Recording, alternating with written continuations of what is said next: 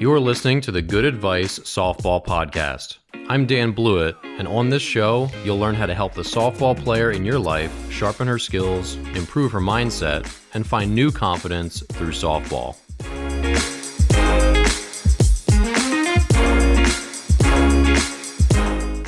Hey, welcome back. I'm Dan Blewett. This is the Good Advice Softball Podcast. In today's episode, we're going to cover where does arm pain come from when throwing. So this could be elbow pain, this could be shoulder pain, but the root causes for most players are relatively consistent, I would say. So number one, by far the biggest one is just a lack of shoulder stability. And what that means is, so your shoulder, if you're not aware, is one of your loosest joints in your body. Compare this to your hip joint, for example, which is extremely difficult to dislocate. It's extremely deep, has a very deep socket. So imagine if you had a baseball or tennis ball in your hand, you could fit most of that ball in your hand by just wrapping your fingers around it. That's like your hip socket. Your bones cover the ball and socket joint of your hip very well. In your shoulder, it's a lot more like a golf ball sitting on a tee. Your shoulder socket, as the ball sits in the socket joint it's just very shallow, and that's what gives you so much room for motion. That's how your shoulder can go all the way overhead and all these different directions and move in a circle and do all this crazy stuff. So with that extra stability comes a price. That basically, one of the big problems with the young athletes, boys and girls, is that they're just not super strong and well conditioned, and this is where strength training really is important, because a good strength training program is arm care, essentially. So basically the formula for keeping away some elbow and shoulder pain is having a shoulder that is strong and stable. So this is, again, I highly recommend for any athlete above probably the age of 11 who's ready to do it mentally. They should be in a good strength training program that focuses on whole body strengthening. Upper body strengthening is important, pushing and pulling exercises like pull-ups and rows and chin-ups and pull-ups, and with also a rotator cuff component to it. So the rotator cuff is the group of muscles that is predominantly tasked with stabilizing the shoulder. So these are all the really boring, tedious arm care exercises that you would do, the external rotations, the raises of little 1 pound, 2 pound dumbbells. Those are important because they feed into stabilizing your shoulder. And when your shoulder is stable, it just isn't going to bounce around. It's not going to get pulled in any different direction. It's just going to be in the joint the way the joint was designed, essentially. So the number one probably the number one cause of arm pain for young players is this shoulder instability. They just don't have a lot of strength, so their shoulder joint is loose. And when your shoulder joint is loose, it kind of bounces around just like anything else. So if you had a loose bolt in your car axle or your tire or your wheel, well, not your tire, if you had loose bolts or loosely made parts in a car, what would happen? It would eventually tear itself apart, right? Same goes for any machine. Machines are made well with tight tolerances. This means the parts fit together very well. And that's the same thing with your shoulder. So number one is shoulder stability. And to improve that, a good strength and conditioning regimen and a focus also on rotator cuff strengthening, which is quote unquote called arm care. So that should be a focus. If your daughter's having arm pain, really look to strength and conditioning. Number two is overuse, but here's how I'm going to kind of talk, because overuse is boring to talk about. We all get it. You play 6 games in a weekend tournament, you're going to throw 700 throws in that weekend. It seems pretty logical that your arm might hurt because it's just way too much repetitive motion. So the way to get around this is just to sort of conserve bullets in pregame, just to be a little more regimented as coaches about how much they're throwing in practice or in pregame. And that can just be bucket brigade. So if you're hitting your players a ton of ground balls, which you should be on a midweek practice, maybe after they warm up and they've taken a couple that they're going to throw across the diamond, you're going to just drop the rest of them into a bucket so they can get their fielding and their footwork and their glove work, but they're not going to be taxing their throwing arm constantly. Also, it's good to let your kids sit on the bench a little bit. I don't like these rosters where players, you have like 10 kids on a team, and so everyone's playing every inning of every game. That's not a great long-term recipe. Players need to mentally learn how to sit on the bench and cheer on their teammates, because that's how it's going to be in high school and college at times. So they need to learn, and getting their body some rest is a good thing. So, I get that the best players are going to play 6 out of 6 games in a weekend, but it's not a bad thing if your best player sits a game so that someone else can get their turn in the sun and be in those pressure situations. So, just being judicious about playing time and realizing that sitting a game is good mentally and physically, I think that's an important mindset to have. The other thing is conflicting sports. And the biggest one that I found, because lots of girls play volleyball, is that overlap in the winter when they're playing volleyball and they're throwing and they're starting to get ready for the season. That is it's an incredible amount of repetitive motion. It's very different. And it's really a bad cocktail. So we had lots of softball players who played volleyball in my time owning my academy. And when they'd start to get barky shoulders and barky elbows, we're like, how much volleyball are you playing right now? They're like, well, 4 days a week.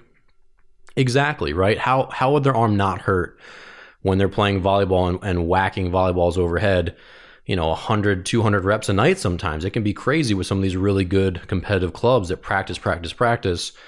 And it's something to really consider, that this can not only cause arm pain, but this can definitely be the road to an injury, because lots of volleyball players do end up injuring their shoulders. It's a very hard, repetitive motion sport, and it has the added impact. In softball, the ball's in your hand and you throw it and it releases. In volleyball, the ball's not in your hand.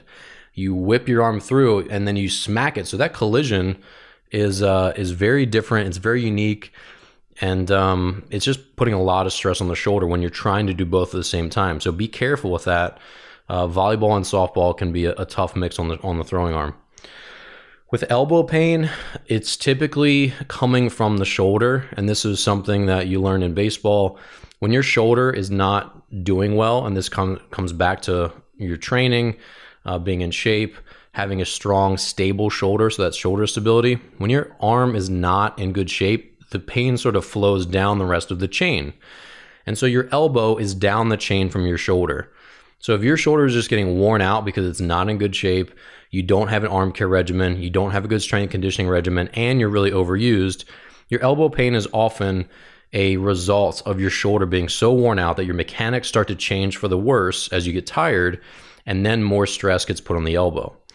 So lots of times elbow stress is related to shoulder stress.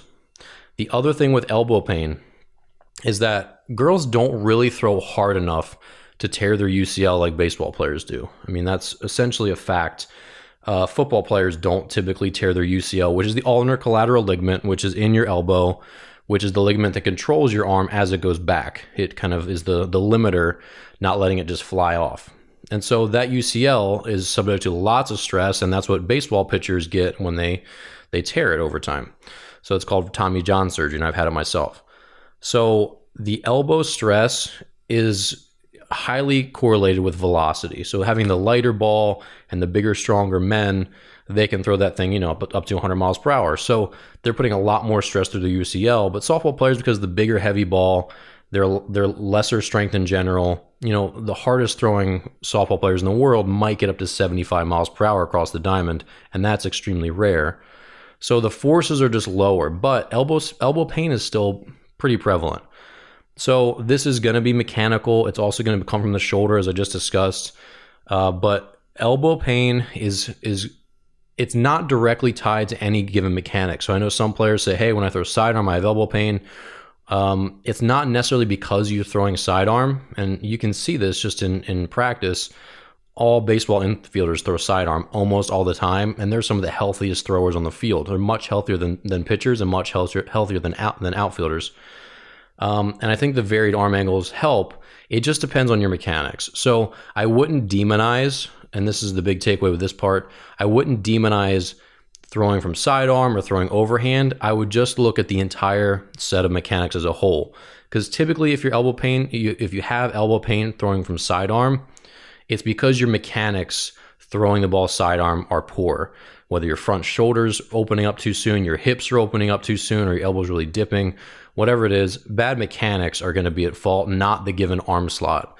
So if you do have pain throwing from one arm slot versus another, it's not going to be the arm slot's fault. It's going to be your mechanics as you get into that arm slot. And most players, when they throw sidearm, they're not throwing sidearm like the baseball guys do intentionally. A lot of times softball players are throwing sidearm accidentally because their mechanics are poor. And so that's the big distinction. It's not really sidearm that's causing a problem. It's the mechanics that are causing you to throw sidearm. And that's a big distinction. And then the other thing that I think is really important is just to have a good throwing regimen in general. And this means slowly building up to the season and then, maintaining a level of conditioning through both, again, arm care, your strength training, and a consistent throwing routine. Lots of players go right into their season and they're going from very little throwing to throwing 5 days a week, and tons of games. And that's just a recipe for disaster. So make sure as a coach, you're really ramping your players up to get them ready for the season. And this is something pitchers do really well. But of course, in softball, pitching is a completely different motion. And then obviously in baseball, this is something the baseball guys do really, really well because they have to, because they get injured so much that they learn to be better with this stuff. But I think sometimes because softball players don't get really injured throwing, they get pain more than they get injured. I think, sometimes this stuff just gets overlooked because you're not seeing the catastrophic injuries. As a coach, when a bunch of your players go down for surgery, then you really start saying, man, we might need to do something different. But that doesn't happen as much in softball. And so I think a lot of the times the poor routines maintain because there's not a big of a consequences. But I'll tell you from experience, when a player gets hurt and gets a surgery, it really tears your heart out as a coach. And it certainly makes you go back to the drawing board to try to see what you could do better. So that's something to think about as well. The last one I'll touch on is growth plate. Growth plate pain is very, very common in young players. And it's not something you can really get around. Players are growing, they have open growth plates, and when you put a lot of stress through that elbow, it's going to hit that growth plate. And so some players will just get really, really aggravated growth plates, and this is going to be pain like right on the bone, and this is something that no amount of arm strengthening is going to fix. You're just going to have to take time off, and you can essentially, this is a conversation for your doctor. Don't do what I'm not giving you any advice here about what to do about it. Just be aware that elbow pain with young players, and that's up to probably 17, is pretty common. And so when you have elbow pain as a young player, for me in my academy, that was often we're saying, okay, maybe it could be a growth plate thing, maybe it could be a shoulder thing. Let's send you to the doctor, get you looked at, have them take x-rays because you want to see, and they'll be able to see through x-rays whether you have some inflammation on that growth plate or if you have a fracture in general, because the growth plate is softer. It's not fully formed bone. And so that's typically the weak spot in the bone. And this is something to be really careful about, because if your daughter has some elbow pain and it goes untreated and she continues to have it, that elbow, right where that growth plate is, the tip of the elbow can break off. And I've seen this a number of times. You can Google it. Like, it's called a medial epicondyle fracture. And it just, like, the little tip is just cracked and it's floating underneath the skin. And they have to put screws down and shoot screws all the way into the bone to pin it back into place. Sometimes when it's not as bad, it'll just heal on its own, but it can be a really long, lengthy process to come back. And that's something that can be completely avoided if you listen to the elbow pain and you get rest quickly and take time off rather than continue to push it. So my advice is, no matter what happens, listen to the body. Don't ignore elbow or shoulder pain. It's a sign that something's wrong and that something needs to change. And especially with elbow pain, be concerned that it could be growth plate if you have a young player who's somewhere between, 8 and 17 where they don't have closed growth plates yet. It's something, again, it's bitten players who are very well conditioned. In my academy in the past, we typically had 1 or 2 of them a year. And this is over a flock of 120 kids. We usually had like 1 or 2 growth plate problems a year. And usually it wasn't a fracture. Usually it was just, hey, I got to take 4 to 6 weeks off. So says the doctor, because my elbow hurts. And they said I've got an inflamed growth plate. But we have had fractures, and sometimes they're unavoidable. And it's not like you can have some sort of training regimen that just prevents growth plate injuries. It's just, again, it's a bony thing, and it's something that happens with young players who are growing. So be cautious with that. And again, my overarching advice is, if you have pain, then it should be addressed. And that should be first, hey, let's take a week off and see how it goes and slowly ramp back up. because most stuff is just gets a little barky and not everything is cause for major concern. But after a week, if it doesn't go away, then you should certainly see a doctor and just get it checked out, and be better safe than sorry. Because again, if it's something like a growth plate inflammation, that can really escalate.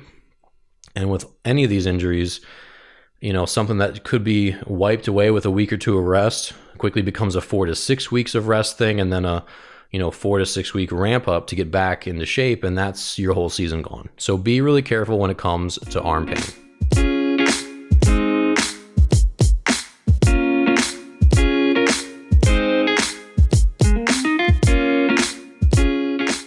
All right, so today's 90-second mindset is for the whole family, and this is, when should I start the recruiting process? And this is something that if you're out there and you're in the recruiting camp world, the recruiting profile world, the recruiting, I don't know, you're going to get a lot of emails when you start to sign up for some of this stuff from people saying, start the recruiting process early, never too early to start. Well, there certainly is a time that's too early to start. So really the time to start the recruiting process is when your daughter is about physically there, where you could go to a D1 game or go to a D3 game or go to a JUCO game. All those girls are very physical. There's not nearly as much of a difference as there used to be. Go to a game and look at the physicality of the girls who play that position. So if she's a catcher, look at the catchers. If she's a third baseman, look at what a third baseman at Division II softball looks like. And then look at your daughter. Is she 5'10" and 165 pounds and looks very fit and muscular and athletic? Or is she 5'2" and looks kind of wiry and, she's kind of new to strength training and just isn't really that strong yet? If that's the case, that's exactly what a recruiter is going to see, a recruiting coordinator from a college. They're going to say, oh, okay, nice player, good skills. Well, we'll check back in a year, or we'll check back in 2 years. So you have to take a long look at what your daughter's doing and where she is at physically. And one way to figure this out is actually to send her to some local college camps. And these are the cheaper ones. So if you live in Iowa, University of Iowa is going to put on a camp every year. And it's going to be low cost. It'll be like $50 to $150, something like that. And these are ones where they can get their feet wet and not have, this big anxiety about going to a camp and getting in front of coaches. It's kind of a good way to break them in, where it's not like one of these $300 or $400 expensive cattle calls where there's going to be a lot of coaches watching and a lot of pressure. So those are good because it'll be the first time where they can see what college players look like up close, because they'll be working the camp. They'll see other players who are farther along in their recruiting process, who are maybe serious prospects for these schools. And they just get a chance to kind of weigh in and see how they fare against other players. So I think the local schools are great, even for a young player, to just get their feet wet and start to compare themselves to other players. But when you're starting to talk about taking major recruiting trips, spending major money on travel softball and these big tournaments, on any of that stuff, or spending $1,000 on a service that promises you a recruiting profile and all these things, you really need to ask yourself, if someone looked at her today, would they have any chance of offering her anything? And if the answer is no, then I would wait, because they're not going to be following you nearly as much as you think. They're going to be being very time efficient, beating the recruiting trail, going to see players that they might offer that day, that they might offer next week, that they might offer, in 2 weeks from now, or have over to their campus for a visit. When they've got money to go spend on a player, they're ready to spend it. And so they're looking for, okay, who's a 2023 or who's a 2021 that I can go get? If your player is just really far from that, it's just not going to be a fruitful endeavor. So I always recommend saving your money, getting someone who you trust, and this could be a local coach or whatever. Pay them, say, hey, can you evaluate my daughter? Pay you $100 for an hour of your time, whatever it is. Give us some very honest feedback about where she is today, where she maybe fits in, and then who she could be if she works hard, like what we should do and how far away she is from being a serious recruit. That is really, really important, having a good idea of where you are today, so you can create the stepping stones to where you want to be. If you live in this illusion land, like many players and parents do, of my daughter is going to be D1 and she's here and she's already the best player on her team and this is how great she is, you're not going to take the time and care to make a thoughtful training program to really get her where she needs to go. So find someone who will be blunt and honest with you, who will say, hey, this is how good your daughter actually is. And this is how much improvement she needs to make to be what you all want her to be. That's a really important, helpful discussion so that you can make a good roadmap to get her where she wants to go.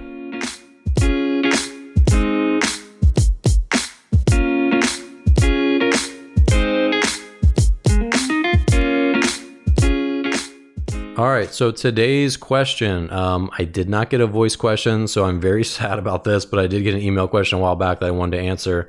So please help me out. If you have a question that you'd like answered live on the show, send me a voice recording to hello@danblewett.com, and I will answer it here on the Good Advice Softball podcast. So today's question is, what is the best way to break in a glove?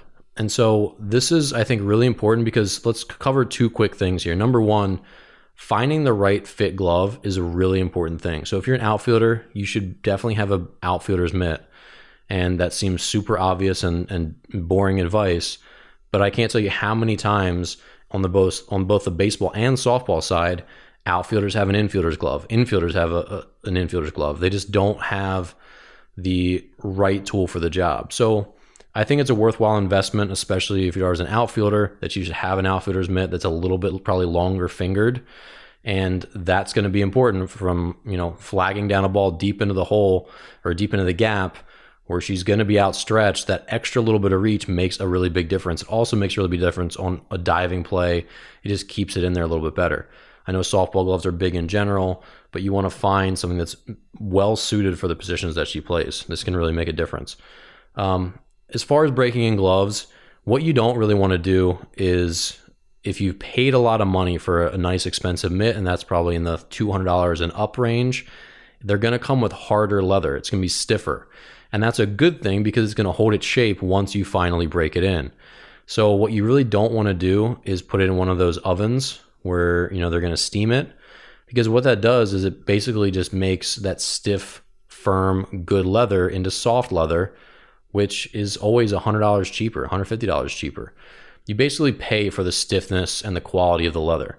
And so if you take your time and care to break that in slowly, just through playing catch and through, a little bit of oil and through beating it with a mallet, stuff like that to help form the pocket, then it's going to be a glove that's going to stay with you for a lot longer. But if you steam it, it gets floppy, it's not going to hold its shape, and now you really can't do the same things that you would do with it. Especially for infielders, having stiff pinkies and thumbs is really important for like a backhand play in the hole. Having that little bit of rigidity can keep the ball in your mitt instead of it glancing off and sort of the ball pushing the mitt out of the way rather than the mitt forcing the ball to curl into it. So these are things that high-level players do, and it's definitely harder, especially for girls who are younger, who have small hands. It's tough for them to break in an expensive mitt because the leather is so hard. And you see on the baseball side too, the baseball boys always want to get that expensive $250 mitt, and they have really hard leather, and a little kid can't squeeze that glove enough to really break it in properly. So if you do spend a good amount of money on a glove that's going to last, I applaud you, but you also have to take the time to break it in right. And that's going to probably mean you either need to go to the batting cage and catch a lot of balls, because high velocity throws are what's going to break in a mitt the best and fastest and the most naturally. And if you're always playing catch with someone who throws 40, 45 miles per hour, like a lot of 13, 14, 15-year-olds do, it's not going to break that mitt in very well. So finding someone or something to help break that mitt in, whether it's a pitching machine or maybe your mom or dad throw fuel and they can throw a lot of BBs at you, or playing catch with a brother or whatever, those are important things. Also, taking a lot of fly balls will help break the mitt in because there's a higher impact. But far and away, the way that all the pros break in their mitts is through playing catch and some glove conditioner. And that, again, that just means like a little bit of oil in the break points. And I'd highly suggest that you check out my YouTube channel, because I do have a video on how to break in a glove. And there's a little bit of art and science to it, but it's really important. And I think this is something that, players, this is their tool, and you should take care of it. And so parents, I wouldn't spend a lot of money on a glove until your player is willing to clean it and take care of it and break it in the right way. And if you do spend a lot of money on a mitt, you should take the time and care to break it in naturally through playing catch, beating it with a mallet to shape it a little bit, and then just using a little bit of glove conditioner to help soften some of the break points. But again, don't put it through the steamer. Take your time. And this also comes back to timing. So if you really want a glove to be ready for the season, give it 4 months before the season. Grab that new glove. So I know Christmas is a great time for new glove presents, but that only leaves you sometimes 2 months to get it ready, and that can be tough depending. So plan ahead, and I wish you luck with your new ball glove. Well, that's all the good advice I've got for today. If you enjoyed the show and would like to support me while also helping yourself, enroll today in one of my online softball courses.